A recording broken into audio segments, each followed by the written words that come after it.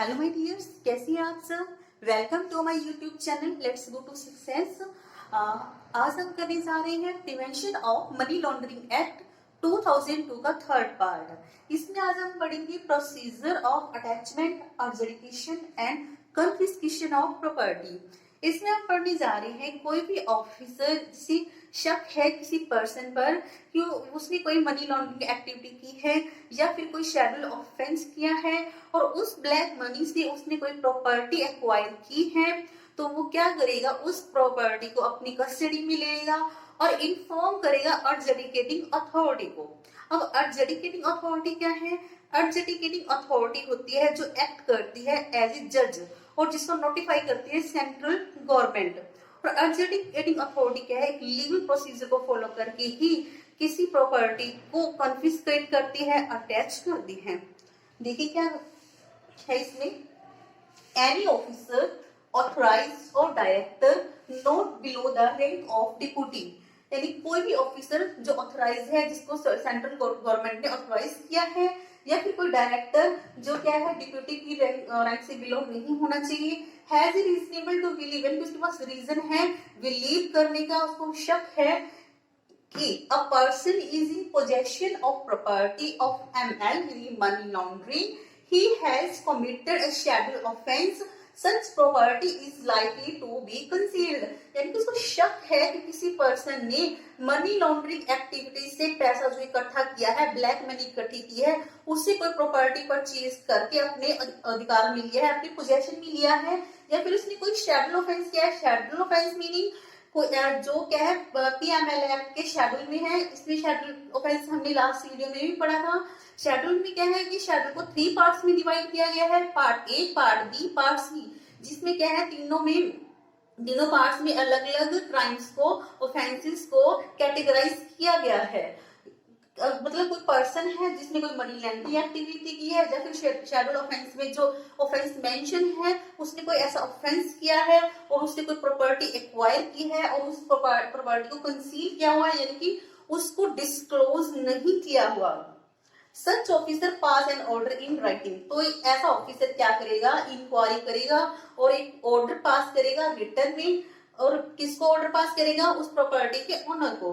Attach such property maximum of 180 days, और उस property को अटैच कर देगा। अटैच यानी कि अपनी कस्टडी में ले लेगा, उसको जब्त कर लेगा।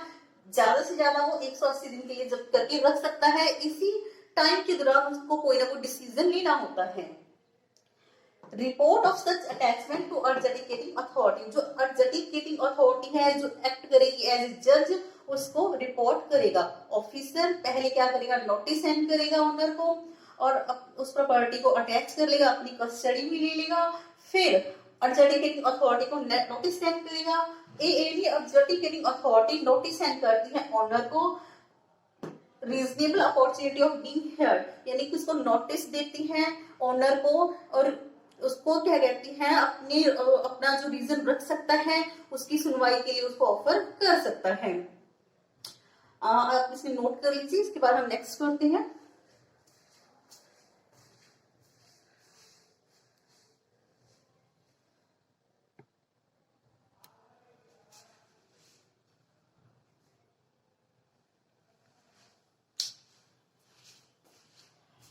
हाँ जी, देखिए, if a thinks fit, यानी कि adjudicating authority thinks fit, property will be confiscated west with the government, यानी कि अगर adjudicating authority को लगता है कि वाकई उस पर्सन ने ऐसा काम किया है जो मनी लैंडरिंग एक्टिविटीज या टेररिस्ट फाइनेंसिंग एक्टिविटी के अंदर आता है, या फिर उसने कोई शेड्यूल ऑफेंस किया है, तो उस प्रॉपर्टी को क्या कर लिया जाएगा, कन्फिस्केट कर लिया जाएगा।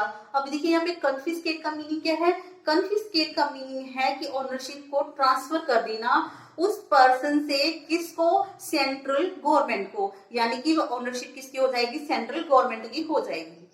अब देखिए जो प्रॉपर्टी है कन्फिस्केट की गई है, जिसकी ओनरशिप ट्रांसफर की गई है, उससे जुड़े बेनिफिट्स होंगे, राइट्स होंगे और उससे जुड़ी कुछ ना कुछ लायबिलिटीज भी होंगी। अब क्या लायबिलिटीज भी सेंट्रल गवर्नमेंट को ट्रांसफर कर दिया जाएगा। इससे जो जुड़े बेनिफिट्स हैं, राइट्स हैं और जो लायबिलिटीज हैं,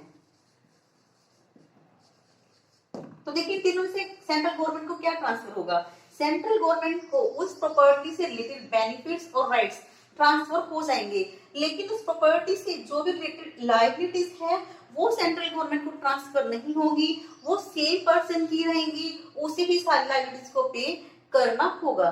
ये थी प्रोसेस और जडिकेटिंग अटैचमेंट एंड कन्फिस्केशन की। नेक्स्ट देखिए, आप इसे नोट कर लीजिए।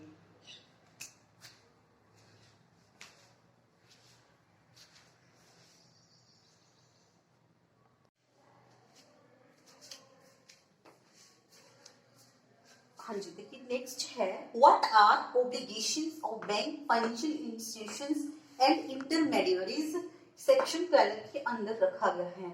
यानी कि जो कि बैंक हैं, फाइनेंशियल इंस्टीट्यूशंस हैं, इंटरमीडियर्स हैं, जो फाइनेंस में डील करते हैं, ट्रांजेक्शन्स करते हैं, उनकी क्या ऑब्लिगेशंस हैं अकॉर्डिंग टू पीएमएलए एक्ट 2002। ये क्या है, सारा केवाईसी के अंडर रखा गया है। KYC, know your customer. मैंने नो योर कस्टमर की वो 3 वीडियोस अपलोड की हुई है, आप जाकर उन वीडियोस को जरूर देखिए, जो कि क्या है पीएमएल एक्ट 2002 के अंदर ही आती हैं। अब हम करने जा रहे हैं कि क्या रिस्पॉन्सिबिलिटीज हैं। पीएमएल एक्ट 2002 ने इनकी 6 रिस्पॉन्सिबिलिटीज बताई है। कौन कौन सी हैं? Number 1, keep record of all transactions, nature, value, date and parties. सबसे पहले रिकॉर्ड, जो कि बैंक है, फाइनेंशियल इंस्टीट्यूशंस है, इंटरमीडिएट्स हैं, इन्होंने जो भी ट्रांजेक्शन्स किए हैं उनका रिकॉर्ड रखे, प्रॉपर रिकॉर्ड रखे। ट्रांजेक्शन का किस नेचर के ट्रांजेक्शन है, उसकी वैल्यू क्या है, किस डेट को उन्होंने ट्रांजेक्शन की हैं और कौन कौन सी पार्टीज हैं जिनके साथ ट्रांजेक्शन हुई हैं। सेकंड है maintain record containing identity of clients, जो भी क्लाइंट्स हैं उनका रिकॉर्ड रखे नो योर कस्टमर के अकॉर्डिंग। अब रिकॉर्ड क्यों रखा जाता है, कौन क्लाइंट कौन है, उसकी आइडेंटिटी क्या है, कहीं वो मनी लॉन्ड्रिंग एक्टिविटीज में इन्वॉल्व तो नहीं है, वो मनी लॉन्ड्रर तो नहीं है, या फिर टेररिस्ट फाइनेंसिंग एक्टिविटीज में इन्वॉल्व तो नहीं है। आप जिसके साथ बिजनेस कर रहे हैं, बिजनेस डील कर रहे हैं, आप उसको जानते हैं, वो कौन है, तो उसकी प्रॉपर आइडेंटिटी मेंटेन करना। या फिर वो ऐसा पर्सन तो नहीं है जो गवर्नमेंट के द्वारा पब्लिश की गई प्रोहिबिटेड लिस्ट में इन्वॉल्व है, तो क्या है, सारा का रिकॉर्ड रखना। थर्ड है period of maintenance of record, और रिकॉर्ड कितने टाइम का मेंटेन करना है, कम से कम 5 सालों का। नेक्स्ट है furnish information to director FIUIND, यानी कि जो भी इंफॉर्मेशन है वो उसको फर्निश करवानी है, रिपोर्ट करनी है, किसको, FIU financial intelligence unit of India. Cash suspicious and NPO transactions above rupees 10 lakh to be reported to director financial intelligence unit of India. जो भी ट्रांजेक्शन होती हैं सस्पिशियस नेचर की होती हैं या फिर नॉन प्रॉफिट ऑर्गेनाइजेशन उनकी ट्रांजेक्शन होती हैं जो कि 10 लाख से ज्यादा हैं, तो क्या इन फाइनेंशियल यूनिट्स को उन ट्रांजेक्शन की तरफ स्पेशल अटेंशन पे करना चाहिए और RBI के डायरेक्टर या फिर जो भी फाइनेंशियल इंटेलिजेंस यूनिट है उसके डायरेक्टर को उस बारे में रिपोर्ट कर देना चाहिए। नेक्स्ट है confidentiality of the customer to be maintain, ये सबसे इंपॉर्टेंट है। केवाईसी के अकॉर्डिंग बैंक्स हैं, फाइनेंशियल यूनिट्स हैं, उन्होंने क्लाइंट्स की सारी आइडेंटिटी की डिमांड की है, तो इनका भी ये क्या ऑब्लिगेशंस बनता है कि कस्टमर की आइडेंटिटी को सीक्रेट रखे, कॉन्फिडेंशियल बनाकर रखे, उनको विश्वास दिलाए कस्टमर को कि आपकी इंफॉर्मेशन को, आपकी आइडेंटिटी को सीक्रेट रखा जाएगा, डिस्क्लोज नहीं किया जाएगा या फिर किसी और पर्पस के लिए यूज नहीं किया जाएगा। तो ये क्या है, सारी 6 रिस्पॉन्सिबिलिटीज हैं जो बैंक, फाइनेंशियल इंस्टीट्यूशंस, इंटरमीडिएट्स या फिर ऑल फाइनेंशियल यूनिट्स की बनती हैं। अब देखते हैं इन्होंने जो फर्निश करनी है इंफॉर्मेशन को कितने टाइम में करनी है, आप इसे नोट कर सकते हैं।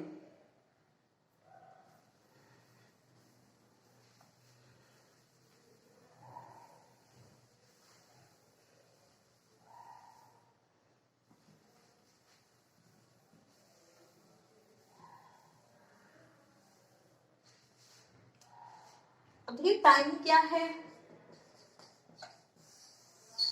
जो भी इंफॉर्मेशन होती है उसको फर्निश करवाने का टाइम लगभग 1 महीना ही होता है।